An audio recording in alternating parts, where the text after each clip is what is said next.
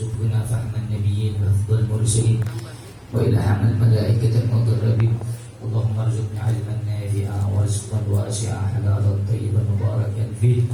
وإلى حضرة الرسول سيدنا ومولانا محمد صلى الله عليه وسلم. الفاتحة.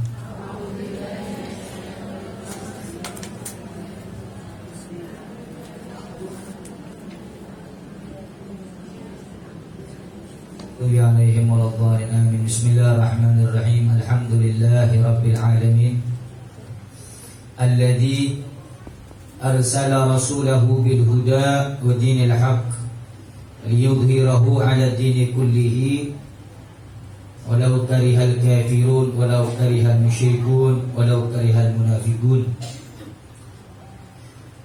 اللهم صل وسلم وبارك على سيدنا ومولانا محمد نور الأنوار وسر الأسرار وترياق الأغيار ومفتاح باب اليسار سيدنا ومولانا محمد المختار وآله الأطهار وأصحابه الأخيار عدد نعم الله وإفضاله. سبحانك لا علم لنا إلا ما علمتنا إنك أنت العليم الحكيم وتب علينا إنك أنت التواب الرحيم. لا حول ولا قوة إلا بالله العلي العظيم. Amma ba'd. Alhamdulillah, segala puja dan puji syukur kita haturkan kepada Allah Subhanahu wa taala. Hingga pada detik ini dan pada saat ini Allah senantiasa tidak henti-hentinya memberikan karunia-Nya, memberikan nikmatnya, memberikan anugerahnya, serta memberikan taufik agar kita menjadi orang yang baik dan menjadi orang-orang yang beramal yang saleh. Maka atas dasar nikmat itulah wajib bagi kita setiap hamba dan manusia makhluk ciptaannya, yakni untuk bersyukur atas segala nikmat yang Allah curahkan kepada kita semuanya. Saking banyaknya nikmat yang Allah berikan, Allah berfirman di dalam Al-Quran, wa in ta'uddu ni'matallahi la tuhsuha.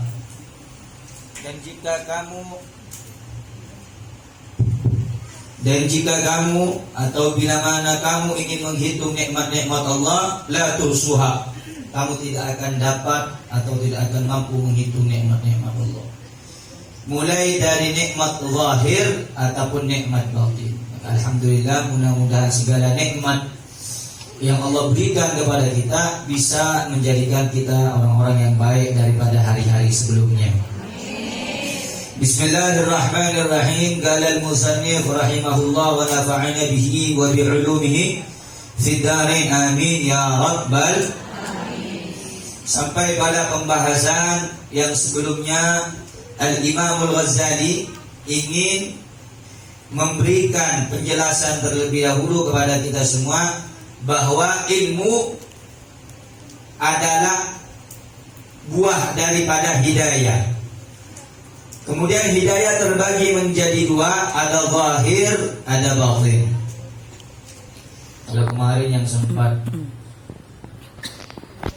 hadir di live kajian kita, dia pasti tahu. Kalau yang gak hadir berarti gak paham. Karena sudah sampai bab ini, sudah sampai ke sini kita pembahasannya. Saya gak bawa kitab, jadi saya bikin kitab di sini. Sebenarnya kemarin mau zoom, tapi kasihan, udah lama kayaknya. Bukan apa, rindu itu kan berat. Gombal. Bismillahirrahmanirrahim. Jadi Al-Imam Al-Ghazali ingin memberikan kepada kita penjelasan atau pengajaran terlebih dahulu bahwa ilmu adalah bukur thamaratul hidayah. Itunya yang bulat. Ilmu adalah buah daripada hidayah. Sehingga hidayah itu terbagi menjadi dua, kata Imam Al-Ghazali. Ada zahir, ada batin. Ada ilmu zahir, ada ilmu batin. Ilmu zahir atau yang disebut dengan hidayah Itu berkaitan tentang anggota tubuh kita atau yang berkaitan tentang kehidupan kita sehari-hari. Itu namanya ilmu hidayah atau ilmu zahir. Apa saja ilmu-ilmu zahir itu?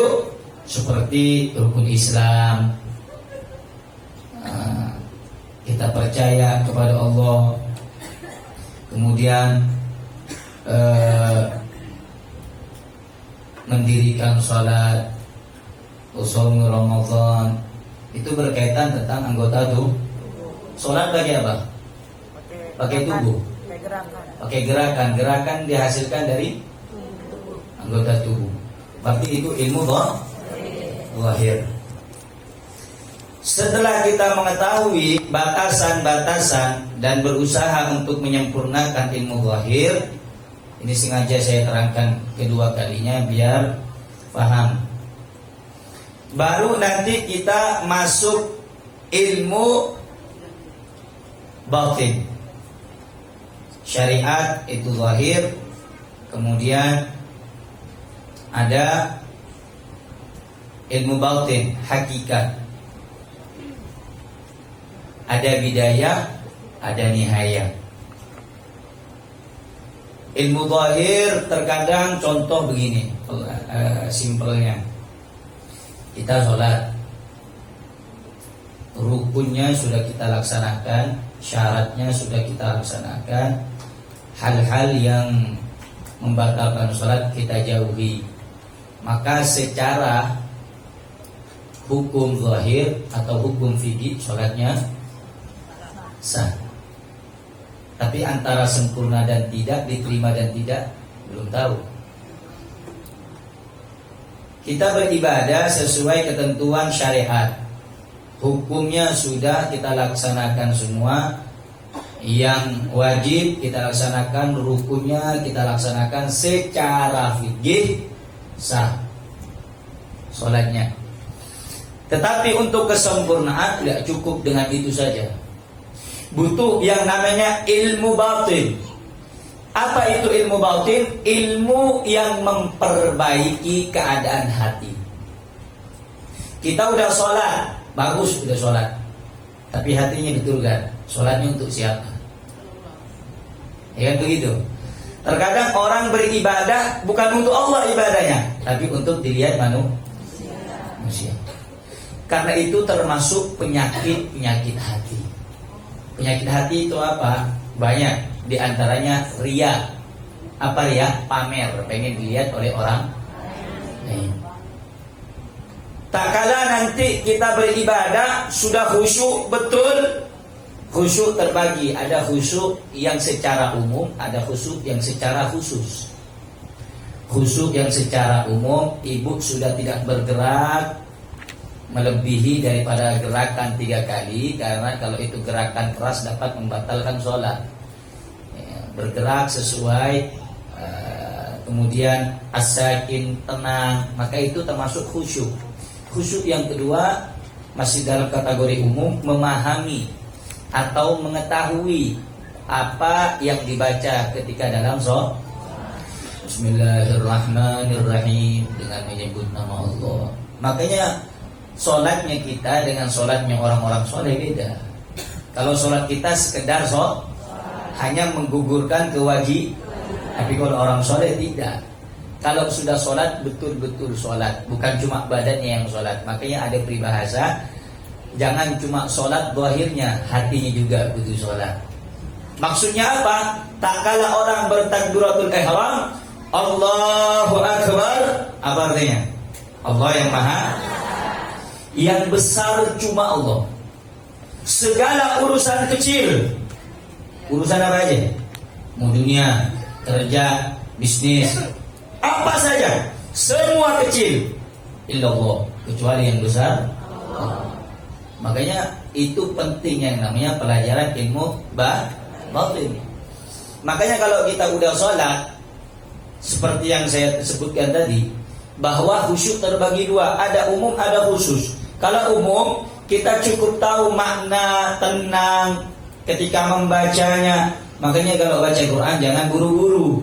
Disebutkan warattilil Qur'ana tartila. Al-Quran itu dibaca dengan tartil, tenang, jangan ngebut-ngebut, jangan buru-buru.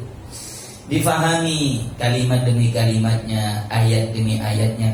Ihdinas siratal mustaqim. Tunjukkan kami ya Allah ke jalan yang lurus. Jalan siapa? Jalan yang lurus. Siratal ladzina an'amta alaihim. Jalan orang-orang yang Engkau beri nikmat kepadanya. Siapa saja manusia yang Allah beri nikmat? Minan nabi, para nabi, wasyuhada, para syuhada, wasalihin, dan orang saleh. Makanya kalau mereka ibadah itu betul-betul ibadah. Mereka itu kalau sudah sholat betul-betul sholat, gak ingat sama yang lain, gak mikirkan urusan yang lain. Kenapa? Karena syariatnya sudah mantap, kemudian hatinya sudah memang betul-betul untuk Allah ibadahnya, bukan untuk yang lain. Ada satu riwayat, siapa orang yang seluruh amal kebaikannya atau ibadahnya untuk manusia, maka nanti di akhirat Allah akan berkata kepadanya, ya fulan,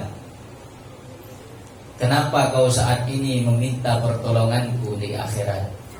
Sementara dulu kau masih hidup di dunia, kau beribadah bukan untuk aku.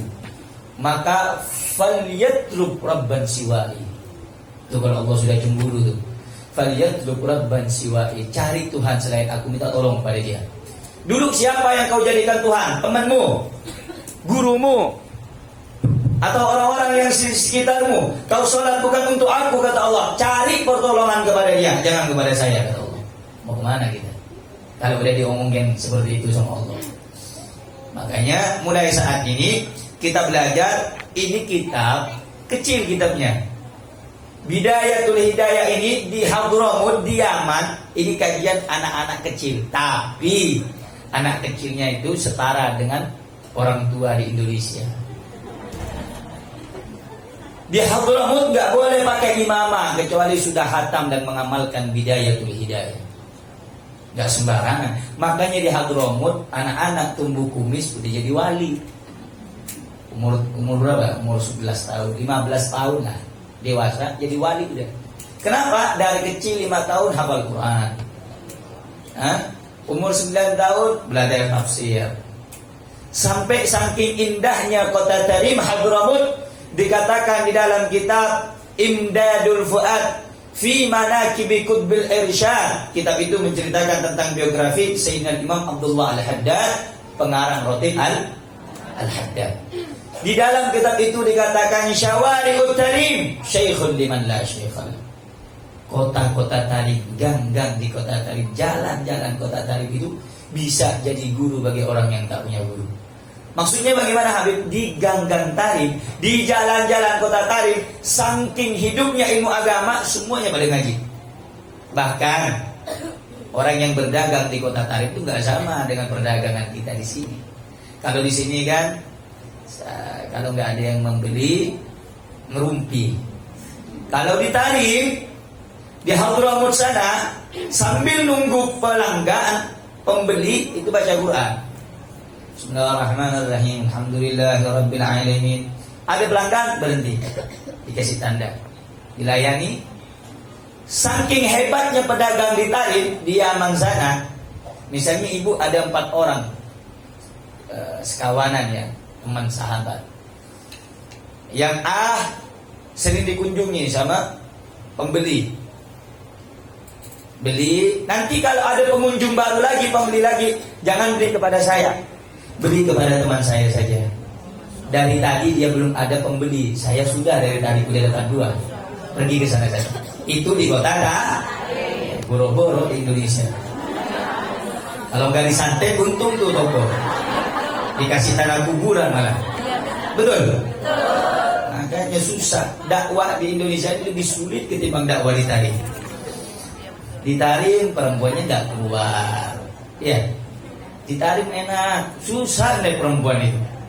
Walaupun ngelihat perempuan hitam, kayak burung gagak, dari ujung paru sampai ujung kaki hitam. Karena itu yang disyariatkan dan diajarkan oleh Nabi. Tidak ada perempuan dari itu pulang kecuali untuk belajar. Ketika dipinang oleh suami, dibawa keluar, kemudian ketika mati itu doang. Kalau di sini kan naudzubillah min dzalik, boro-boro mau keluar 3 ini, nggak keluar aja maksa keluar, bosen di rumah terus, nggak ada kegiatan. Naudzubillah min dzalik. Karena itu ulama-ulama dari di Hadramut itu kalau lagi beribadah kepada Allah memang betul-betul mereka. Siapapun dari guru-guru kita, pendahulu kita, salaf-salaf kita, kalau sudah melaksanakan sholat, bahkan dulu diceritakan ada seorang sahabat ketika menjaga medan pertempuran terkena anak panah. Ini sahabat yang satu bilang, akan aku cabut anak panah yang menembus tubuhmu. Apa kata dia? Jangan cabut saat ini, cabut ketika aku nanti sedang sholat. Ketika lagi sholat baru dicabut, nggak terasa. Kalau kita boro-boro. Karena itu saudara-saudara, mereka bukan memperbaiki zahirnya saja. Karena zahir yang tampak ini sementara.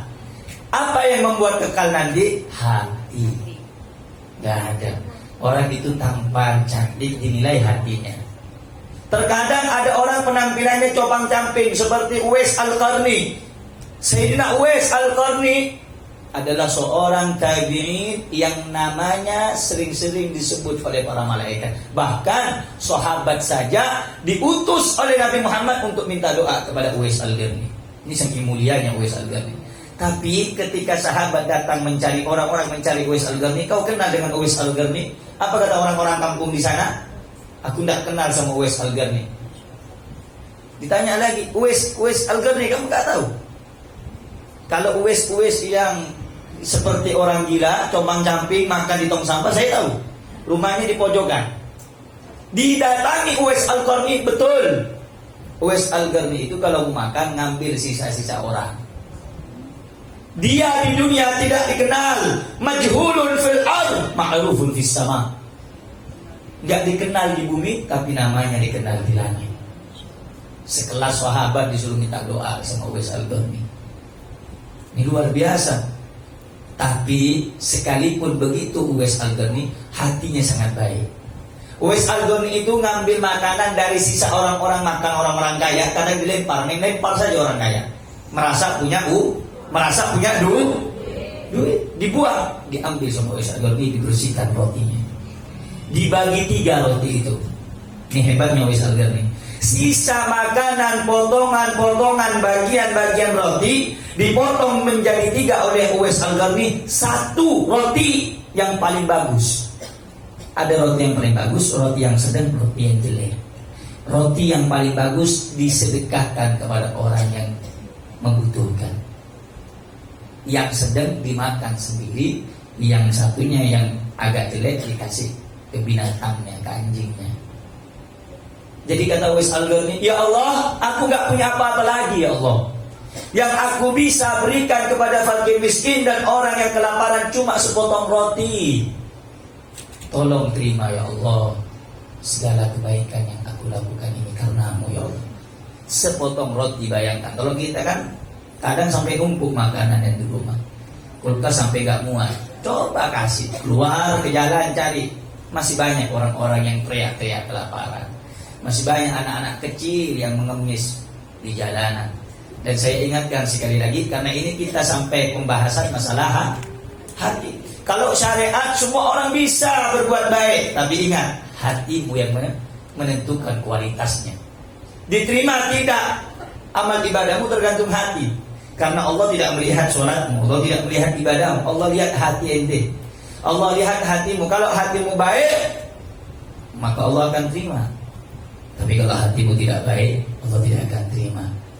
Makanya untuk menghiasi mazahir yang tampak itu nggak perlu. Nah, saudara-saudara, ikhwan akhwat yang dimuliakan Allah, karena kita pembahasan masalah hati ini panjang kalau dijelaskan. Saya belum baca kitab masih ini. Baru jelaskan penjelasan kemarin. Karena ilmu terbagi menjadi 2. Ada ilmu zahir, ada ilmu batin. Zahir yang berkaitan tentang pergerakan atau anggota tubuh, atau lebih simpelnya berkaitan tentang syariat. Sementara hati berkaitan tentang hakikat, tentang ketulusan, tentang niat yang baik. Itu semuanya ada di dalam hati. Karena itu sering kita jumpai, ya, secara syariat baik dia memberi, dia bersedekah, tapi lihat dulu hatinya, untuk siapa dia beribadah. Kalau dia beribadah untuk orang lain, bukan untuk Allah, sudah tidak dipandang sama Allah.